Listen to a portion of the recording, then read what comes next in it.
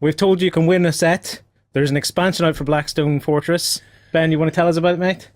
Yeah, sure. So the new set that's coming out that was announced at Garmin this week is for Traitor Command, and this is a new sort of adventure module for the game that adds both Ogrins and a Commissar into the mix. And obviously, they're not Imperial Commissars and Imperial Ogrins. These are dastardly traitor ones. So they've included this with the ability to either use this as its separate adventure model if you want to try and encounter them on your adventures into the Blackstone Fortress, or you can mix and match them in with what already exists for the game and use them as sort of like a random bit of a surprise. As well as that, they've also announced that there's going to be data sheets in the box for you to use these miniatures in your games for 40k, and that probably means we're also going to get some options to use them in Kill Team as well in the future as well. Oh yeah! I think the miniatures looking pretty awesome, and it's pretty cool to see some more stuff coming out of Blackstone Fortress.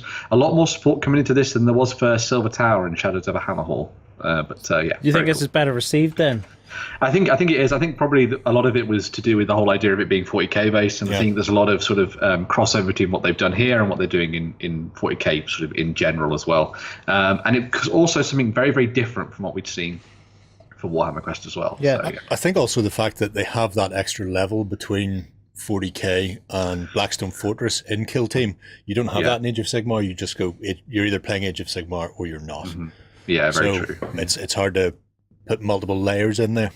It's cool to see it arriving so quickly. I mean, the full box set, which we're giving away, remember to get in for that. There may not be a Crit Shaper in it, mind you. Didn't arrive that long. Yeah, it's not going to have a Crit Shaper.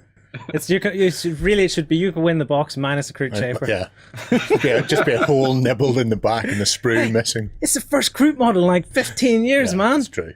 It's like when Foreground were over, I was trying to get Ben to buy one. You know, Big Ben. I was like, Ben, you want to buy this, don't you? You want to buy this and send me the Crit Shaper. And he's like, I want to buy this and send you the Crit Shaper. Still waiting, Ben. Still waiting. Just saying. I'm going to talk about your train, man. You know, Crit Shaper would be nice. But yeah, it's great to see it arrive so quickly. Yeah. You know, rather than a box set and you're left to sit for a year with nothing to do, dangling. Nothing extra to do to it. I mean, Blackstone Fortress is what, 2-3 months old, something like that? 4 months? I think old? it was October, November last year. It was pre-Christmas, but not much. Yeah. And then since then we've had Ambles, the Ambots. Yeah. These Commissars. I think there's another box, but I'm damned if I can remember what it was. So how many expansions have we had then? Well, I think there's at least 2. Yeah, there's at least two. At least two more. Which is cool because I like to see. I like it that this could be sort of a mini hobby on itself. Yeah. You know, if this is what's enticed you into the hobby, it's not a case of here you bought this box and now you have to go and play the full game. Yeah. They are still expanding on this so you can still have your board game version and have all your fun with that. I think they're also, because they're just focusing on the additional miniatures for the game, they're not worrying about putting extra card stock in there in the form of extra tiles and things. So you are still playing your Blackstone Fortress, but you're changing what's happening inside it. Mm-hmm. And I think in the past, particularly with Warhammer Quest, and it's probably why they didn't do it with the new version of Quest, when they released an expansion, it was a whole new set of dungeon tiles to go with it. And that was always the most costly part for Games Workshop because they didn't do the card in-house. Yeah. So I assume it's something similar to this day. They don't have the print facilities, but they can quite easily go and do another couple of models like this. And the Weird Chaos Commissar, that in itself for novelty value is weird. But being able to just go, here's a couple of models, bang them in the box, here's the rules for Kill Team, and presumably it won't take much to get them into 40k as well. So cool. Yeah. I like it a lot. Right, remember, you know, if you want to get into this is your chance to get the core box. Yeah. And then these expansions are useful to you then because you'll have the core box. Well, even if you're not playing Blackstone, I think the miniatures in it alone are worth more than the core box is. Yeah, you'll have a shaper. Yeah. An awesome shaper. May or may not have a shaper. When's it going to be an expansion with more Crude GW, more Crude? You know, you've done it. You've broken your 15-year drought. Yep. I want to see more. They've done one. It means they clearly have somebody who knows what a Crit looks like in their sculpting team. And he can do more then. It's awesome. Speaking of Crit, Ben, I managed to get some Crit. Ben had actually, he'd promised me some Crit because in the backstage show I've been showing off like this Crit warband that I'm building, which we might talk about a little bit later in this show, actually. Maybe. Now that I think about it. So yeah, it's funny because when like this came out, this was hot in the heels of, there was a story in White Dwarf at the time, which brought Kroot, also to Kill Team. Yeah. And I was just buying a box at the time. They all went out of stock. Back in stock! I've got my box of Kroot. So I'm just waiting for you guys to do Kroot expansions for this. Oh, that'd be amazing. Do it, GW. You know you want to. It'll make you happy. Oh. Well, it might not make you happy. It'll make him happy. Hey. Which makes everybody else in here happy. Because that means we can give away the box with the Kroot Shaper in it. I don't have to take Oh, yeah, I it. won't have to take it out. Don't worry, it will be in it. I promise. It will be in it. I ain't going to take it. Right, sticking with Games Workshop, there's some more stuff coming out for Age of Sigmar, Ben. Yeah, so obviously you're talking about Kill Team there as well. There's going to be a slight sort of interesting project happening for Age of Sigmar as well. This was also announced at Gamma. This is Age of Sigmar Warcry, and this is from the team that worked on Kill Team and Warhammer Underworld, so there's like quite a good pedigree behind the team working on this. And this is where you're going to be playing as Chaos Warbands in the Mortal Realms, fighting for supremacy in sort of like a campaign skirmish-style game set within this sort of like Chaos Wastes and stuff. So yeah, one of the interesting things about this that came out is that a lot of people were thinking this was going to be almost like a sort of an additional thing to Warhammer Skirmish that was coming out.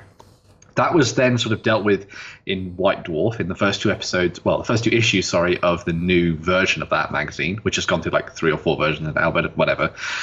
But everyone was thinking that there was going to be like order and death and destruction thrown in there as well. But no, this is only about Chaos Warbands. You're going to be playing as different sort of variations on that, sort of struggling for survival. So if anyone's played the old Path to Glory that was then sort of revamped as well for Age of Sigmar, that's the kind of thing we're looking at here. You're going to be playing as these Chaos Warbands, then with these enigmatic leaders trying to fight their way through the Chaos Wastes, beating each other to a pulp so they can get to the Varan Spire, which is the sort of like citadel that Archaon holds in the Chaos Wastes. And once they get there, hopefully they're going to be bestowed with demonic gifts and all kinds of things like that. So yeah, it sounded pretty awesome. All of the miniatures in the box apparently are going to be entirely unique. They're going to be entirely new. We've seen some really cool stuff in the trailers. There's some things like some crazy Furies. So if you like the Chaos Furies, you've got those to look forward to. And there's also some guys that look very much like Cornate. And then there's also some guys that look undivided as well. So sort of worshippers of all the different gods. But yeah, it'll be interesting to see what they do with this and where they go with it. There's obviously been huge success with games like Kill Team and Necromunda over the past couple of months, and so this seems like a sort of like a dead cert for them really when it comes to Age of Sigmar. And again, one of those things could effectively become just your hobby for the sort of worlds that Games Workshop create.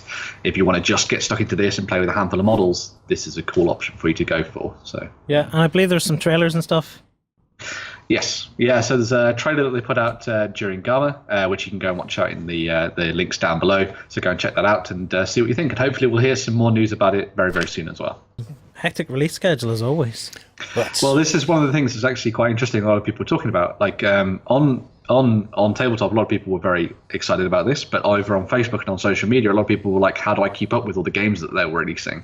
And it's an interesting one because you've got to see that you've got to think that Games Workshop are trying to strike a balance between lots of new games to try and keep people interested in sort of giving them new avenues into it, but not, diversify too much so that it spreads the the amount of people playing in each of these particular games. So it'll be very interesting to see what happens with this. So. Well, it is a double-edged sword. I mean, we all know Games Workshop have quite a hectic release schedule because I'll talk to the people here on game night or something and I'll say, oh, do you want to try such and such? And they'll be like, I haven't got time, mate. It takes all my effort to keep up with the Games Workshop releases. Yeah. It takes half their game night just to deploy their army. Never mind the game's releases.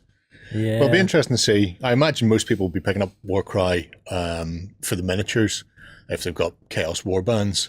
And if the game isn't great, then it's not a total loss because they don't release box games at the moment where you're losing money on the miniatures. Yeah. You're always getting more than the value of that. So even if it turns into be a bit of a pop game-wise, I can imagine that they'll still go for that just for the figures in it. Although from the trailer, some of them look...